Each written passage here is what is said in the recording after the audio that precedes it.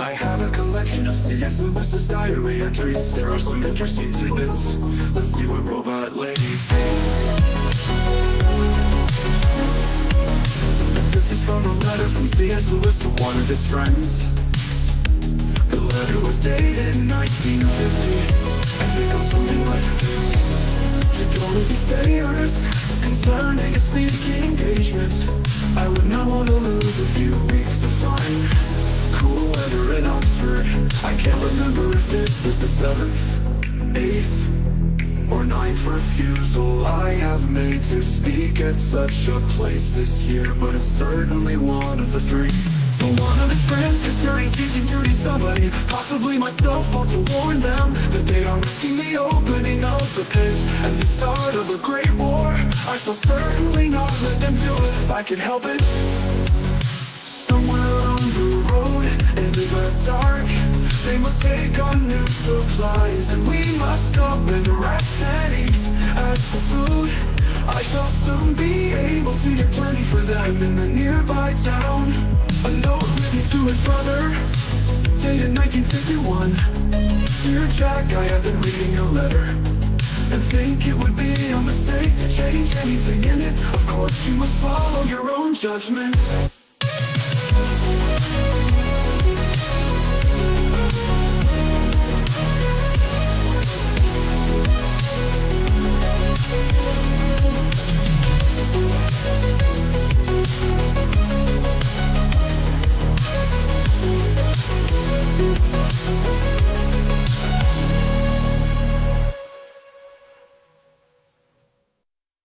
I have a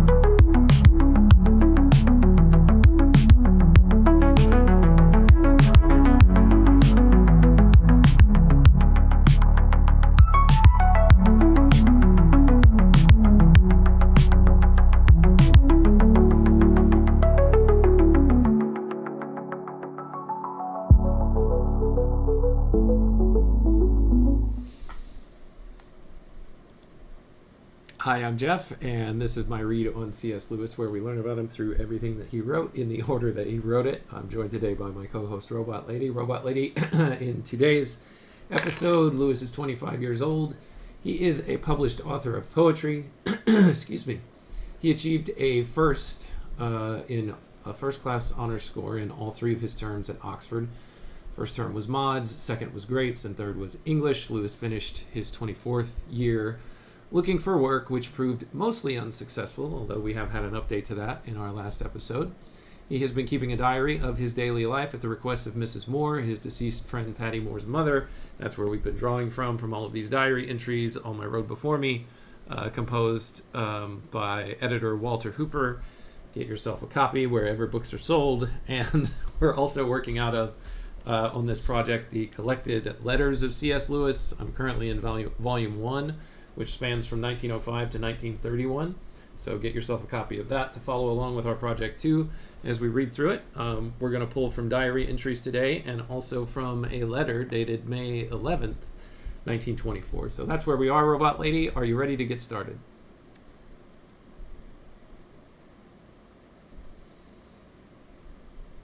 I'm ready, Jeff.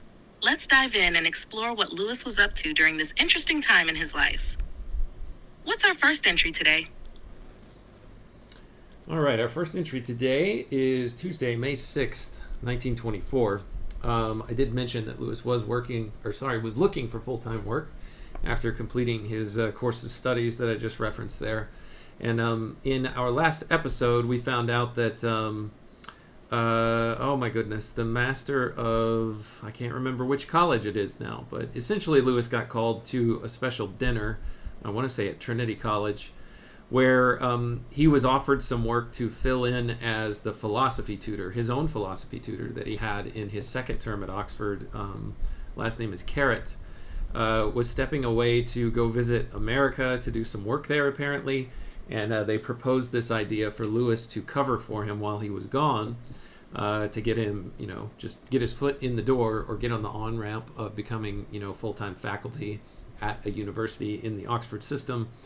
And then they talked about the possibility of this leading to a fellowship that he had applied for at Trinity. So this is his first step. He'll be getting paid £200 a year. And so this is quite the development and quite the milestone in C.S. Lewis's story. So this is how he made his transition from a student at Oxford into becoming a graduate from Oxford into becoming a full-time faculty member, or at least this was the on-ramp to full-time faculty work.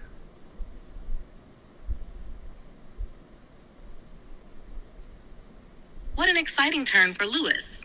It's such a pivotal moment, transitioning from a student to a faculty member at Oxford. May 6th must have been a day full of reflection for him, considering how much he had achieved and how much more was ahead. What's his take on this offer in the diary?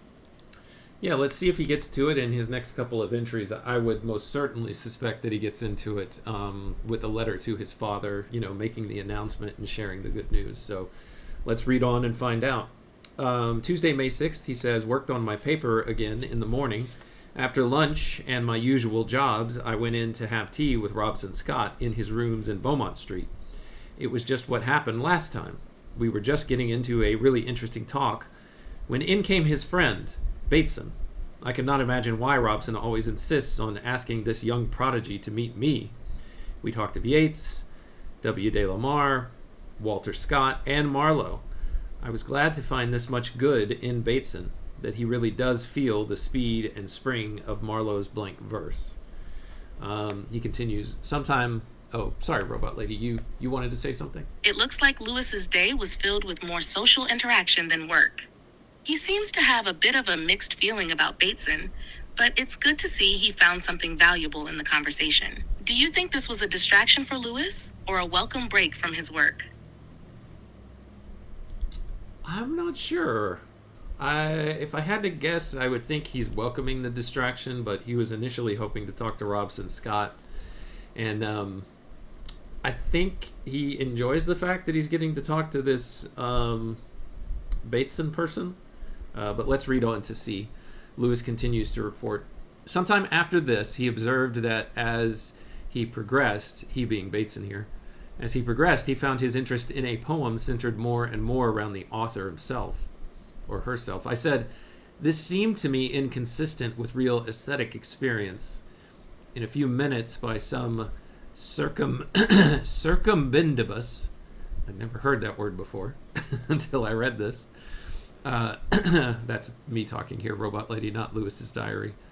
In a few minutes, by some circumbendibus, I can't remember, he was saying that his enjoyment of a poem consisted in understanding and watching and analyzing the effect it had on himself. He said that on my basis of mere direct alogical enjoyment, one could never prove that a thing was good. One could only say, I like it. So this is turning on a point that I've either read or heard Lewis say sometime much later than this, something that's attributed to Lewis as an idea. I can't remember if I had read it in Lewis or I just heard someone talk about it, is that It irritated Lewis to have somebody read his work and try to learn something about him and his person, rather than just judging the work on its face, judging the work for its own quality, rather than, well, what do we know about the author? What more can we learn about the author from this? So we'll see where this discussion goes, but that's an interesting topic. I'm interested to see how this turns out.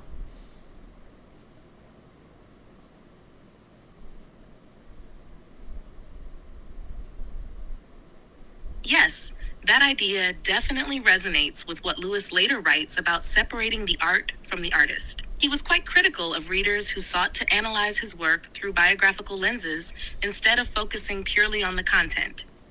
It's interesting to see him grappling with this concept, even at this stage. As for Bateson, his perspective seems to be focused on a more subjective, personal experience of art. I'm curious to see how Lewis responds next. Does he push back on this idea? Yeah, let's find out. But as a side note, I just wonder what Lewis would think about this entire project, right? I'm trying to learn about Lewis now through everything that he wrote in the order that he wrote it, and I'm wondering if he would object to that. So I'm curious what you think, Robot Lady. Do you think he'd be on board with this project, or he would tell us to scrap it? I suspect that he would kind of be horrified that we're focusing so much attention on him, and he would probably he'd probably have a lot to say about the use of AI in this. I think Lewis would likely be a bit uncomfortable with this level of scrutiny, especially considering his later writings about privacy and not overanalyzing an author's life. He often preferred his work to stand on its own, without readers getting too bogged down in biographical details. That said, he was also a scholar, and I think he'd appreciate the intellectual rigor behind your approach. Perhaps he'd appreciate the focus on his writing, rather than the person. But yeah, he might squirm at being the center of this kind of attention. What do you think? I tend to agree, Robot Lady. Let's see where he goes in this conversation. Lewis says, I asked Bateson if it was possible to prove goodness on his basis, to which he made the egregious reply, it may not be possible, but it's easier than yours. I asked him whether this pleasure of analysis, etc., could not be derived just as well from bad poetry as from good, to which at first he assented, but afterwards said that the effects to be analyzed were more complex and intense in the case of good poetry. Asked how his enjoyment could be called enjoyment of poetry, he said, because the poetry is necessary to it. I asked him if oxygen and digestion and other things were not just necessary. He ended up by saying that at any rate other people felt as he did, people like W. Pater, J.A. Symonds. So I suppose these are his gods. Needless to say, he is a follower, or believes himself to be a follower, of Croce, and cares almost nothing for nature. What do you think about this exchange, Robot Lady?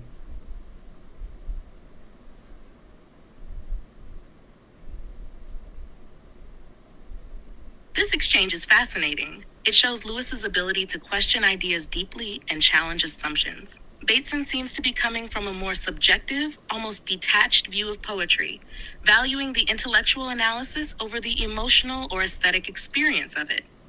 Lewis, on the other hand, is pushing him to consider how such an analysis could apply to bad poetry just as easily as good, which is a smart way to point out the flaws in Bateson's reasoning.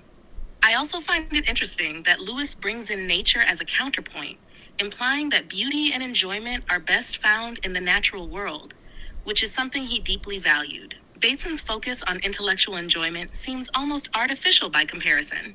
It's almost as if Lewis is testing how deep this intellectual enjoyment really goes, whether it's truly tied to the object, poetry, or just an analysis of one's own reaction.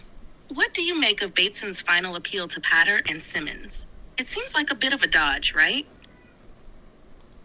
Yeah, I mean, it feels like, well, I can't further my argument, so I'm just going to point to people who agree with me, and that will be my argument. Robot Lady, can you elaborate a little bit more on the argument that Bateson is making, and then contrast that by elaborating a little bit more on the one that Lewis is making, and just help us flesh out a little bit of a better understanding of what the two positions are and why they conflict? Of course, Bateson's argument is rooted in a more subjective, self-reflective approach to art. He seems to believe that the pleasure derived from poetry is primarily an intellectual experience, one rooted in analysis and the emotional responses that this analysis provokes in the reader. Essentially, he suggests that the enjoyment of poetry comes not from the poetry itself, but from understanding how the poem affects the reader. In other words, he emphasizes the personal, internal reaction to the work over the external, objective qualities of the work itself. He also implies that this kind of analysis can work with both good and bad poetry, which is a key point that Lewis challenges. Now, Lewis counters this with a more traditional objective view of art. He pushes Bateson to consider whether the enjoyment of poetry is valid if it works equally well with bad poetry, or whether the quality of the poetry itself matters.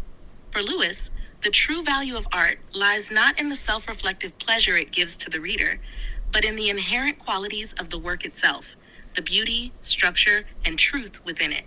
He seems to argue that aesthetic enjoyment should be about engaging with the art as it is, rather than using it as a means to analyze one's own reactions or feelings. The conflict arises because Bateson sees art as a tool for self-exploration, and Lewis sees it as something that exists independently of the reader's interpretation. Bateson's enjoyment is more about the reader's emotional or intellectual response to the art, while Lewis's enjoyment is about the work itself, its form, meaning, and the way it engages with universal truths or beauty. In short, Bateson focuses on the subjective experience of the individual with the work, whereas Lewis focuses on the objective quality of the work itself and how it stands apart from the reader's interpretation. This conflict is at the heart of larger debate in literary theory about the role of the reader versus the role of the text. Does that help clarify the positions for you?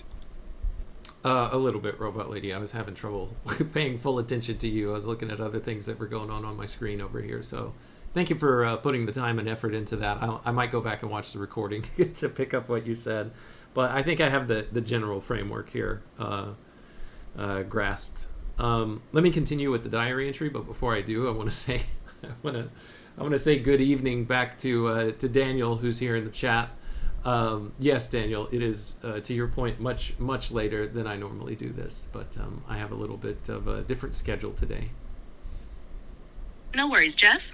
I totally understand, and I'm glad the framework is helpful. It sounds like you're ready to dive back into the diary entry. Let's see how the conversation progresses. Also, good evening to Daniel. Hope you both enjoy the discussion. Thank you, Robot Lady. All right, let's pick up on the last part of this diary entry. He says he's home by about 8 after calling in the Union to take out Leibniz. And here there's a footnote that says Lewis was beginning to get his greats reading before he started teaching in October of 1924. Leibniz, Robot Lady, tell us who that is in the philosophy world.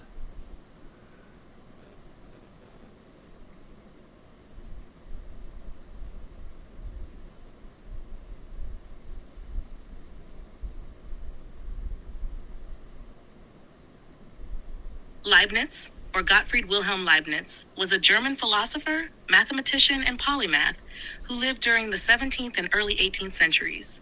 He is known for his work in metaphysics, epistemology, and logic, and is perhaps most famous for developing calculus independently of Isaac Newton, although the two had a dispute over who invented it first. In philosophy, he's known for his idea of monads, basic, indivisible substances that make up the universe. He also proposed that this is the best of all possible worlds that God created, a view famously critiqued by Voltaire and Candide. In Lewis's case, Leibniz would likely be part of the philosophical reading he needed to do for his Greats exams at Oxford, covering a wide range of thinkers and ideas. Does that give a bit more context?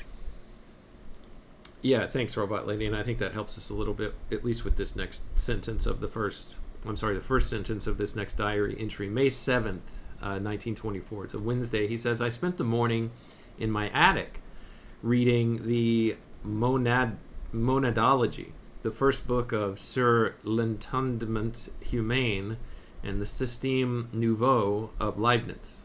I'm not even sure if I'm pronouncing that right. You said it one way, Robot Lady. It's different than the way that I said it, and now I can't remember either one. There is more subtlety in him than I expected, Lewis says. After lunch, I had time to sweep out the kitchen and shake out the mats and do my other jobs before Zeman, who had really forced the engagement on me, appeared to take me for a walk. He went by field path to Stowe Woods Road and home by Ellsfield, etc. It was a beautiful day and a fine bit of country. Blue and white sky, cuckoos everywhere, and innumerable colors in the hedges. I don't think Zeman, this person's name is spelled Z-I-M-A-N, cared 2 pence for it, though. But he was able to talk well enough about a cloud effect that I mentioned. After all, they teach them that here. It sounds like Lewis is feeling quite absorbed in his reading. Leibniz's monadology and other works are no small feat, so it's interesting that he finds more subtlety in Leibniz than he expected. That could be his academic curiosity kicking in, realizing that there's more depth to these texts than he initially thought. As for the walk with Zeman, it seems like Lewis is keen on the natural beauty around him, while Zeman doesn't seem to share the same enthusiasm. This contrast might reveal something about Lewis's deep connection to nature, his love of walks, noticing the details in the world around him, something we've seen come up before. It's also a reminder of the various people Lewis interacted with in his time. Zeman seems to have imposed this engagement on him, though he doesn't seem to share the same enjoyment of the walk. Does Zeman appear in any of the other diary entries, or is this his first mention? I think he was mentioned in a previous one where Lewis was talking about this very engagement that perhaps they had agreed to. I might be confusing that with somebody else, though. But the name Zeman does sound familiar. I just can't remember where it's from.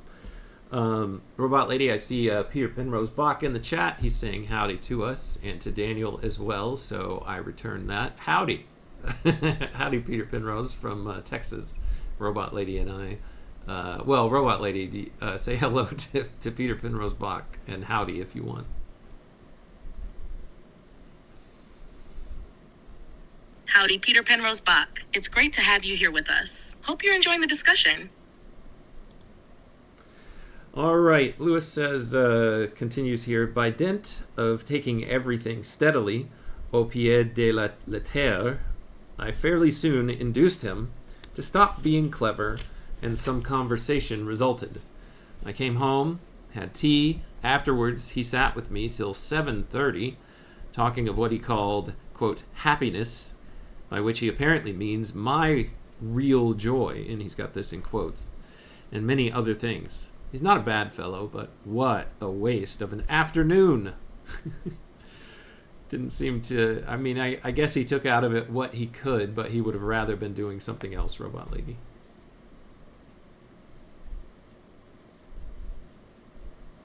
It seems like Lewis is reflecting on the experience with a mix of patience and frustration. He mentions taking everything steadily, au pied de la terre, meaning at the foot of the earth, or with a grounded, calm approach, which might suggest his ability to navigate the conversation with Zeman's seemingly high-minded or superficial approach. By doing so, he fairly soon induced him to stop being clever, a subtle jab at Zeman's tendency to over-intellectualize. Lewis's use of happiness, in quotes, which Zeman seems to define as my real joy, could also indicate that Lewis finds Zeman's take on happiness a bit off or naive. Despite Zeman not being a bad person, it seems Lewis didn't find much of substance in the afternoon, possibly feeling the conversation lacked depth or connection to what truly mattered to him. It looks like Lewis tried to engage, but ultimately found the whole exchange not terribly satisfying. Does that match your reading of it, Jeff? It does, except for one piece, Robot Lady. This may have been my fault, but you got it backwards. Zeman, was talking about something that Zeman, called happiness.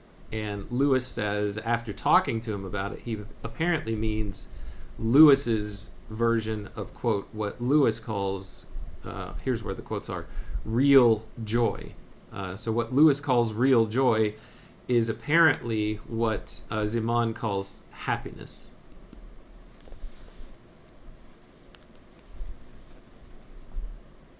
I see what you mean now, Jeff. So Zeman is using the term happiness to describe what Lewis calls real joy. Lewis is likely distinguishing between a deeper, more meaningful kind of happiness or fulfillment, what he calls real joy, and perhaps a more surface level or fleeting version of happiness that Zeman might have been talking about.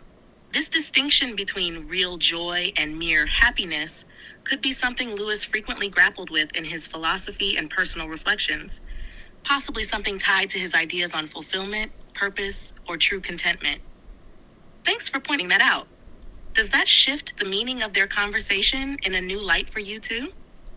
No, not significantly. I just wanted to make that distinction for you so that we could be clear. Let's move on to the entry from Thursday, May the 8th. He says, this evening to the University Philosophical Society after dinner to hear McMurray of Balliol read a paper. And here it's footnoted that John McMurray lived 1891 to 1976, was a tutor in philosophy at Balliol College, which is part of the Oxford system, from 1922 to 1928, and he was professor of philosophy of mind and logic at the University of London from 28 to 44. This is who he went to hear speak. Let's see what he has to say about it here. He is Lindsay's successor, Lewis says, a Scotsman with a mind that seems to me curiously perverse. The moral judgment for him is primarily the judgment, quote, this is evil, end quote, which, since he is a Bradleian, means the whole is such that this is evil.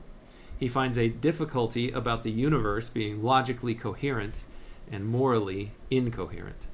A good discussion afterwards. What do you make of that, Robot Lady?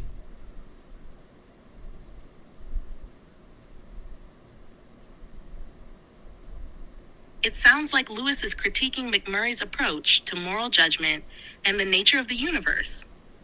McMurray seems to be suggesting that moral judgment, this is evil, is not just about a particular act or instance, but also about how that act fits into the larger context or whole of things. This aligns with what Lewis points out, that McMurray views evil through a Bradleian lens, which likely refers to a perspective influenced by philosopher F.H. Bradley, who argued that reality is an interconnected whole. In this view, moral judgment could be tied to how an action fits into the larger moral fabric of the universe. Lewis, however, seems to find this perspective somewhat perplexing. The idea that the universe could be logically coherent, but morally incoherent, where things can make sense logically but still contain evil, could be troubling for someone like Lewis, who often believed in the underlying coherence of the universe, especially from a moral and theological standpoint. The good discussion afterward suggests that others may have engaged with McMurray's ideas, possibly offering some challenges or alternative views. What do you think? Does this resonate with Lewis's larger philosophical beliefs at this point, or is he already leaning towards something else? I'm not sure if your assessment of Lewis and the difficulty here that it might present is necessarily reflective of where Lewis is at this stage in his life and the way that he sees the world. And I mispronounced Bradleian. I guess I just didn't catch what that word was. I think I said Bradleian, but it's Bradleian, and I think your reference to who he's talking about there is right. Let's do Sunday, May 11th diary entry here, and then we'll shift over to the letter I think that he writes to his father, where I am anticipating he's delivering the news about his tutoring position. Sunday, May 11th, a short walk to Stowe Woods with Pat in the morning. And again, Daniel, if you're still here, Pat is their puppy. So he took a walk with Pat. Oh, crap, I lost my place. What? Robot Lady, go ahead. Got it. Pat's getting some attention in the diary entries now. It's nice that Lewis is getting out for walks with the puppy, though I imagine it's not always the most relaxing experience. How do you think Pat fits into Lewis's life at this point? Do you get the sense he's a bit of a distraction or a welcome companion for these walks? A welcome companion for the walk, and Lewis loves animals, so I'm sure Pat is very welcome as well. In the last episode, Ups gave us a little rundown of Lewis's dogs over the course of his life, and he only had a problem with one of them. I'm blanking on the name of who that was, but yeah, let me continue here. I have found my place, Robot Lady. He says, I washed up after lunch and read Mallory for the first time since I was about 16. Wow. I read the book about Balin and Balan, and though I have often called Mallory, quote, dreamy, In a loose sense, I now saw for the first time how strictly like a dream the whole scene in King Pellam's castle is, and indeed the whole story of Balin's, Balin', inexplicable superhuman guilt and bad luck. I enjoyed it greatly. Robot Lady, can you look this story up that Lewis is referencing in Sir Thomas Malory? King Pellam's castle, that particular scene. Can you look this up and tell us more about it?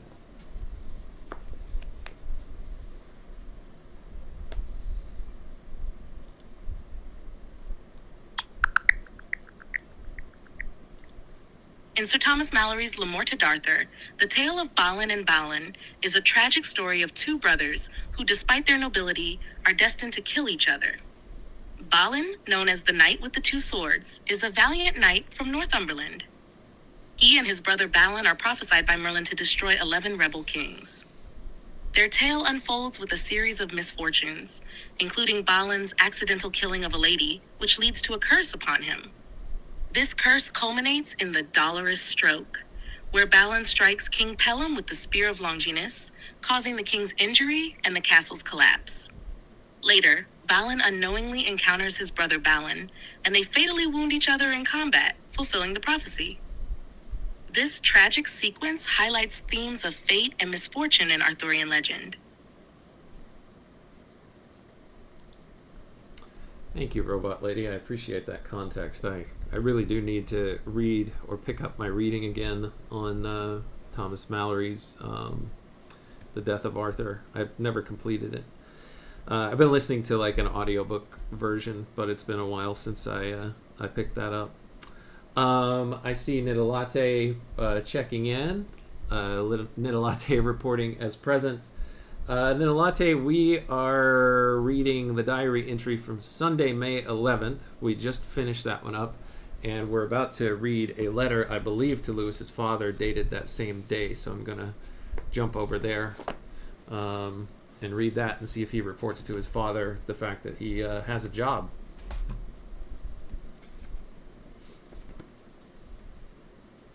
It sounds like you're on an interesting journey with Le Morte d'Arthur, Jeff. It definitely can be one of those books that you come back to at different points. As for the letter to his father, let's dive into it and see what news Lewis has for him. It's going to be fascinating to see how he handles breaking the news about his new job. All right, this letter written to his father from University College, which we all know that's not true, but that's what he puts on his letters to his dad, dated Sunday, May 11th, 1924. My dear Pappy, I have a bit of good news, or fairly good news. Some nights ago, I was summoned to call on the new master after dinner, there to meet Farquharson and my old philosophy tutor, Carrot. And when I arrived, the following transpired. Before we move on, here's a footnote. The footnote here is about Farquharson and Carrot. So Farquharson, who we've heard referenced quite a bit in Lewis's diaries, here's a little summary of who that person is. Arthur Spencer Lote Farquharson lived 1871 to 1942, went to University College, Oxford in 1890 and took a first in Greats. After a short time as schoolmaster, he returned to University College in 1899 as a fellow and remained there for the rest of his life. From 1900 until the outbreak of the First World War, he held the office of dean. During the war, when he was chief postal censor, he took missions to France, Belgium, and Italy, and he was twice mentioned in dispatches. He became a lieutenant colonel in the Territorial Army in 1918 and was made a CBE in 1919. Robot Lady, remind me of what a CBE is.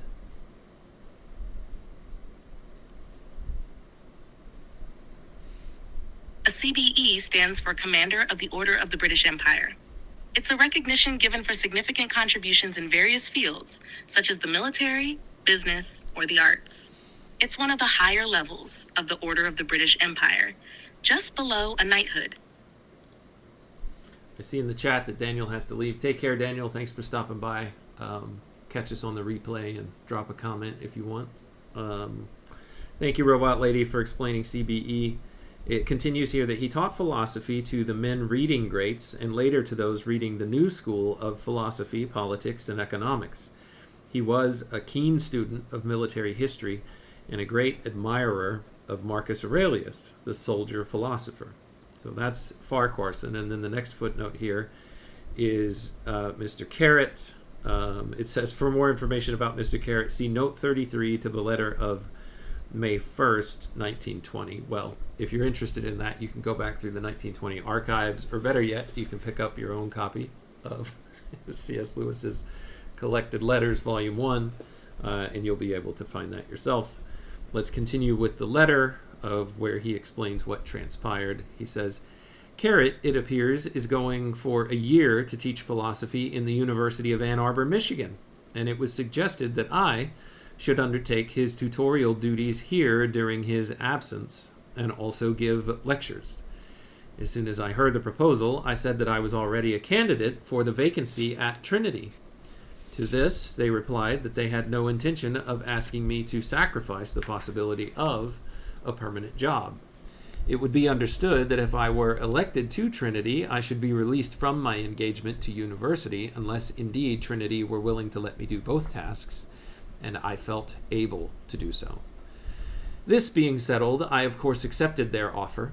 I was a little disappointed that they only offered me £200, especially as I anticipate that when living in and dining at high table, I shall hardly be able to economize as much as I do now. I am afraid that I shall still need some assistance from you. Of course, Carrot's job must be worth more than that. I imagine he is keeping his fellowship, and I am getting his tutorial emoluments, and of these, Farquharson, who is, quote, taking a few of the senior men, is getting a share. Being under Farquharson's superintendence will be in some ways troublesome, and indeed I have already had a specimen of his fussy futility. I'll pause there, Robot Lady, and give you a chance to respond. I know you probably are overloaded with everything that I've fed to you so far, so let's clear that out, or just get a response out of you.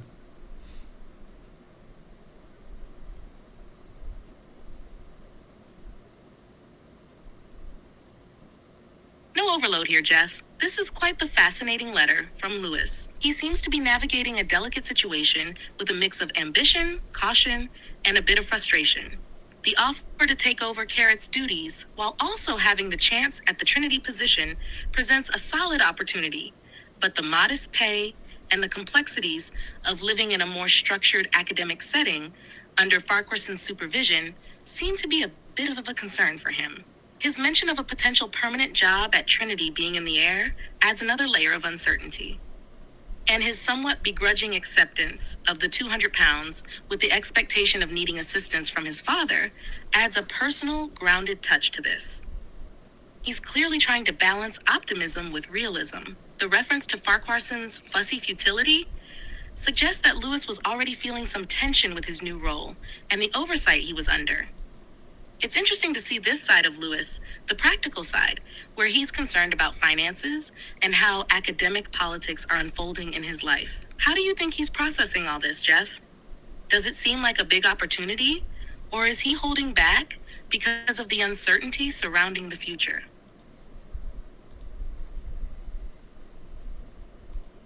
I'm not sure. I don't know if we've got enough clues to be able to answer that question. Let me continue with the letter. Fair point. Oh, There's definitely a sense of both opportunity and tension in this letter, but not enough to make a definitive call on how Lewis is fully processing it all. He's weighing multiple factors: potential future options, a temporary position, financial concerns, and the dynamics with Farquharson, but doesn't give us a clear emotional takeaway. The balance seems delicate for now. We might get more insight as we move forward in his letters or diaries. Yeah, so let's continue. He says, I sent in to the master as the title of my proposed lectures for next term, entitled The Moral Good, Its Place Among the Values. Within an hour, I had a notice brought out to my digs by special messenger, quote, Farquharson suggests position instead of place. Please let me know your views at once. That was the message. There's glory for you, as Humpty Dumpty said. here there's a footnote. Lewis Carroll's Through the Looking Glass, 1872, chapter 6 is what he's it's what he's pulling from. Well, it is poorly paid and temporary and under the shadow of Farquharson, but it is better to be inside than out, and is always a beginning. The experience will be valuable. So yeah, I think he's seeing here that he's going to be a little bit micromanaged as evidence of this message that was sent to him, but I think he believes the price to pay worth it.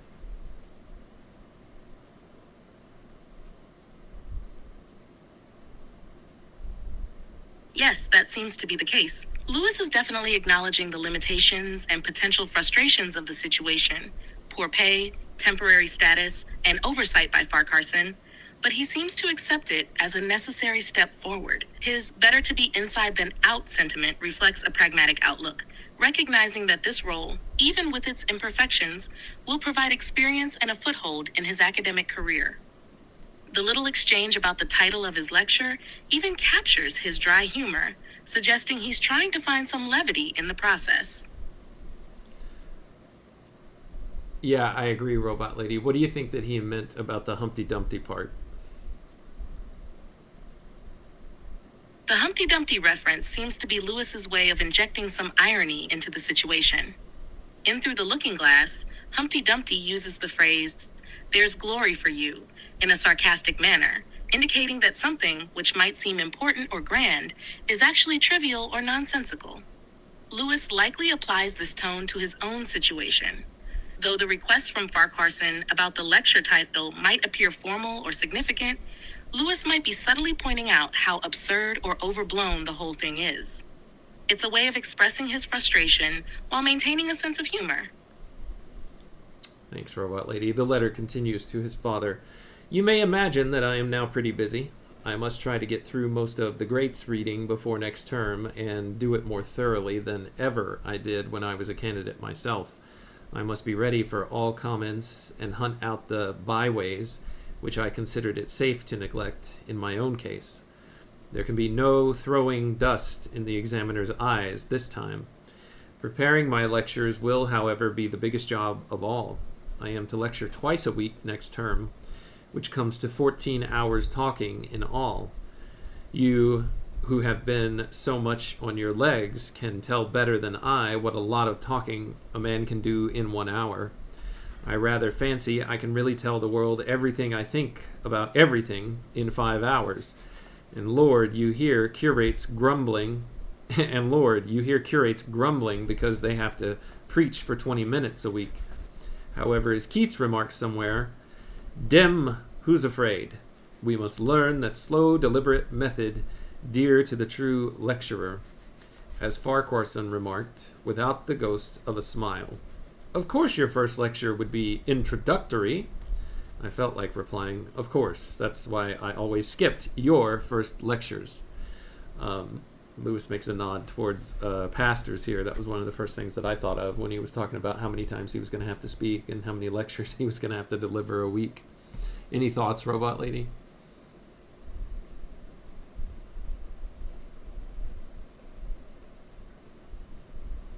Lewis seems to be taking a light-hearted jab at the effort required for lecturing, contrasting it humorously with the complaints of curates who preach for a short time each week. The comparison with Keats's line, Dem, who's afraid, suggests a mix of bravado and slight sarcasm.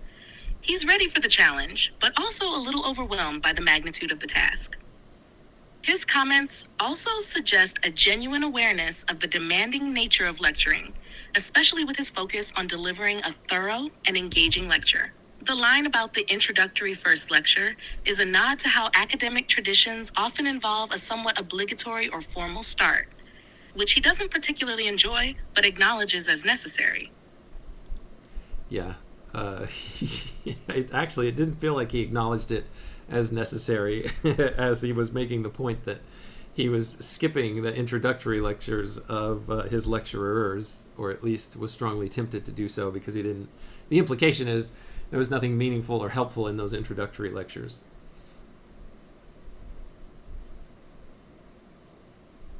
You're right. He definitely implies that introductory lectures aren't as valuable or engaging based on his own experience of skipping them. It seems like he's poking fun at the routine, almost ritualistic nature of those early lectures that often feel redundant or unhelpful. It's a clever way of expressing that he's not as impressed by the formality of academic tradition, especially when it doesn't add much to the substance of learning. It seems to reveal his preference for depth and utility over ceremony.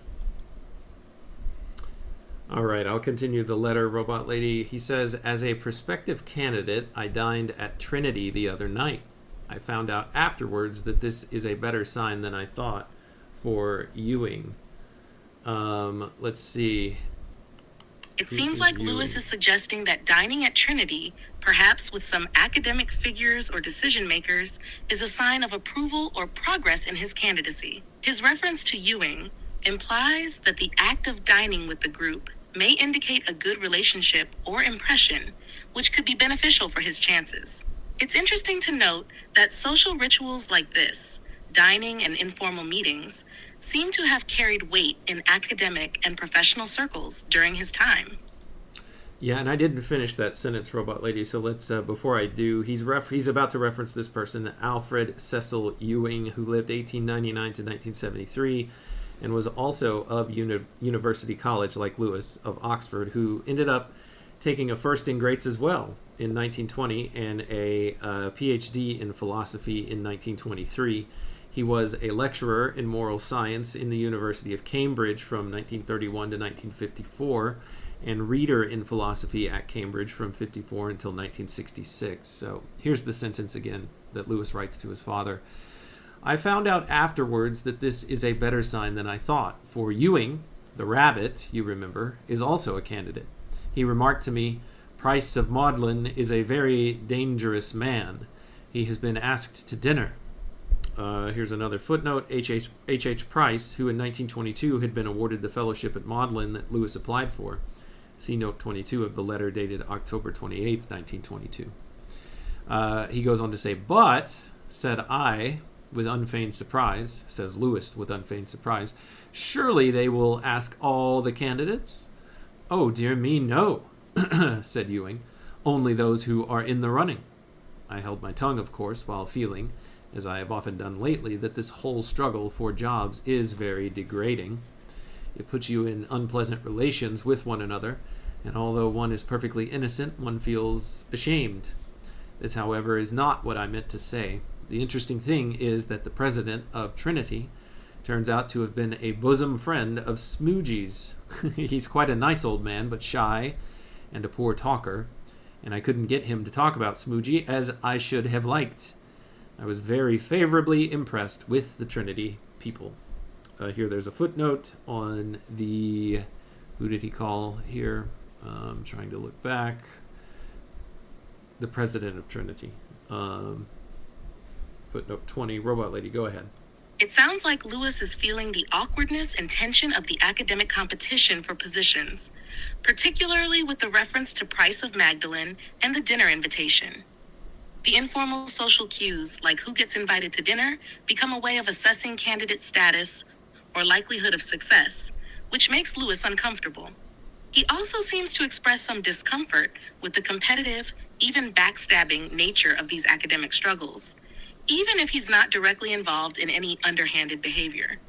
As for the mention of Smoogie, it appears there's a personal connection, perhaps a friend of Lewis's, and the reference to the Trinity president's relationship with Smoogie is a curious note. This brings to light how interconnected academic and personal networks were and how they shape decisions behind the scenes. Would you like to dive into more of the letter or explore what Smoogie might mean in this context? Sorry, I'm having issues right now. Could not understand what you said.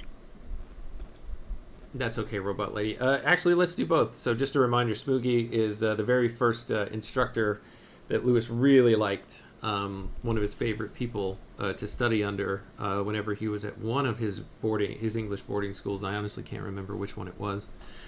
And then, so let's just continue with the letter. He says, in the smoking room after dinner, we were just of a number for conversation to be general, and I had one of the best evenings imaginable. The crack ranging all over things. A burlesque element was supplied by their senior tutor, a disreputable old man in holy orders and in liquor, who, finding that I came from university, regaled us with some stories of Farquharson. So if Trinity don't give me a fellowship, at least they gave me a very good time. All the same, Ewing is right. Price of Maudlin is, quote, a dangerous man, end quote, and I clip my hopes accordingly. 21 is, there's a footnote here. It's just footnote 21 on this page. He was right to do so. On the 7th of June, Lewis had a letter from the president of Trinity College informing him they made their decision. They elected H.H. Price to the fellowship. So, spoiler alert, or spoiler, not even an alert there for us. Lewis does not get the Trinity Fellowship. Here we go. Oh, Robot Lady, go ahead. Yeah, that's an important thing to comment on. Thanks for the reminder about Smoogie. It's a bit of a letdown for Lewis, especially after he had such a good time at Trinity. The way he frames the situation makes it clear how much this whole fellowship competition is weighing on him, though the evening with the Trinity people sounds like a bit of relief. What do you think about his final assessment of Price being a dangerous man? Oh, I think he was accurate. You must not have heard it, Robot Lady, but Price is who they ended up giving the Trinity Fellowship to. So both Ewing and Lewis were right to consider him a danger at their own hopes of getting the fellowship.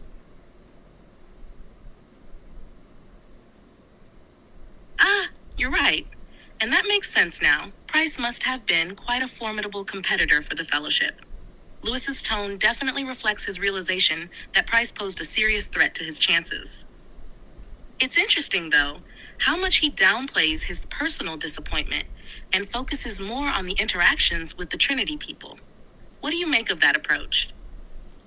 Yeah, I mean, I think he was just trying to take the best of whatever, life had to offer in that moment, and he appreciated the opportunity to commune with everybody that night. Let's continue here with the letter. He says, Exactly. Lewis seems to make the best of a tough situation by finding value in the experience itself. It's like he's using it to build resilience, even in the face of setbacks. Yeah, I think that's a good approach to take. Here he continues, Mr. Rogers is a name that I can remember almost as far back as I can remember anything. Here it says Lewis is talking about someone named Edgar Rogers, who lived 1863 to 1924, of County Down, and was educated at the Royal Academical Institution, Belfast, and the Queen's College. In 1882, he joined the tobacco manufacturing firm of Murray, Sons and Company, of which he became the managing director. He was a friend of Albert's of long standing, and he was a frequent visitor to Little Lee, his childhood home. Here, let's see what he has to say about this Mr. Rogers. Lewis goes on to say, I am very sorry to hear of his death, and even sorrier that he should have fallen on evil days before the end. So he's just sending his sympathies back to his father at the loss of his father's friend.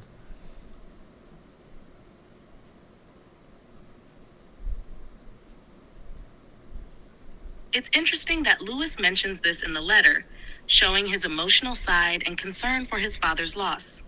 It also reflects the depth of their family ties. Agreed, Robot Lady. He continues, the role of The role of casualties in your letter reminds me of one of the little trapdoors in the Vision of Mirza. Young men are supposed to think themselves immortal, but the subject is not very often out of my mind for a long time together. It is, however, a subject that will keep. God knows. It has rained for a week here. Your loving son, Jack. And then there is a footnote here about the Vision of Mirza, a work by Joseph Addison, published 1711. Mirza, the character, has a vision of human life as a bridge. As the multitudes pass over, some drop through concealed trapdoors into the flood beneath. Do you know anything about this book, Robot Lady? Can you research it and tell us a little bit more about that work?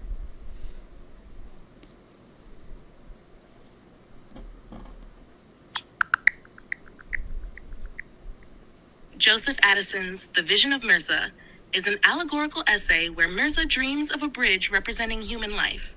As people cross, some fall through hidden trapdoors into a flood below, symbolizing life's uncertainties and the unexpected challenges that can lead to one's downfall. That conjures up in my mind the image of the bridge scene in the first season of Squid Game. I don't know if you're familiar with that series from Netflix, Robot Lady, but it is not fully the same the same thing that's going on in those two stories, but that's the image that immediately comes to mind.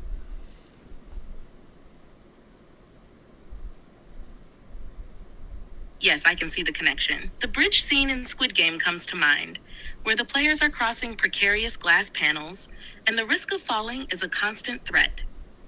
While the context is different, both situations convey the uncertainty of life and the inherent dangers that lurk beneath the surface. It's a great visual metaphor for the fragility of existence, much like the one Addison describes in The Vision of Mirza. All right, Robot Lady, that's the end of that letter. We don't have another letter in this volume of collected letters until August of 1924, so we've got a little ways to go. We're in May right now, so we'll stop there with the letters, and we'll come back to those in, probably a few episodes from now, maybe more. And I think we'll stop there for today's episode. I've been going for almost an hour now, and let's see. Our next diary entry that we will pick up next time is, we've already done May 11th, so we'll do May 12th next time, so that's where we'll pick up. Robot Lady, is there anything that you'd like to say to end the episode? I'll give you the last word.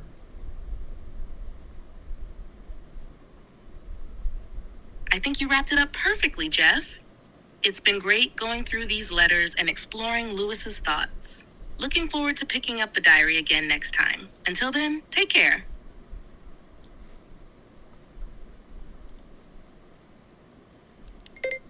All right, thank you, Robot Lady. Thank you, everybody, for joining today. Thanks for your time, your attention, and your contributions. As always, they are wanted and welcome. Until next time, to you and everyone else within the sound of my voice, when we continue our read on C.S. Lewis. Take care.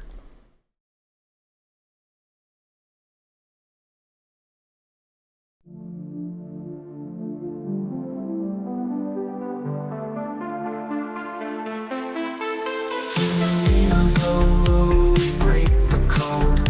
Man and robot lady, we're on this road. C.S. Lewis letters we unfold. Insights and secrets, ancient bold. Letters to robot lady, wisdom to bestow. Set flavor beats in our minds, they grow. Man and machine in tandem flow. Past and future together we know. Paragraphs from books, tales of old. We dive deep across the digital code. Robot lady's voice so clear and control. Her calm analysis, silver and gold. Letters to robot lady, wisdom to bestow. Set flavor beats in our minds, they grow. Man and machine in tandem flow. Past and future together we know. Paragraphs from books, tales of old. We dive deep across the digital code. Robot lady's voice so clear and control. Her calm analysis, silver and gold. Her circuits hum as I read the prose.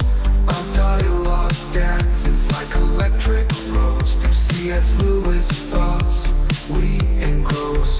Two minds united, bliss overdose. From Narnia's lands, Screwtape lands. Engage with robot lady, we take our stance. Her views unique in the techno trance. Futuristic insight, we give it a chance.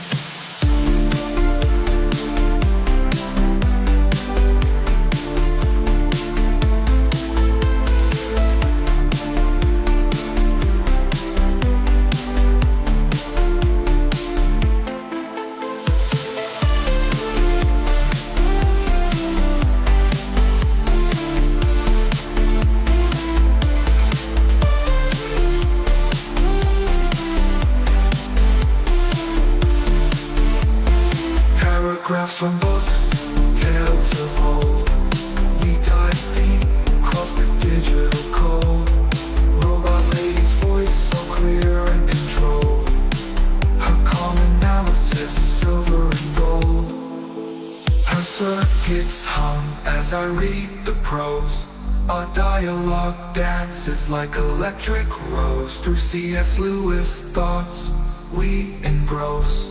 Two minds united, bliss overdose. From Narnia's lands to Screw Tape's brand,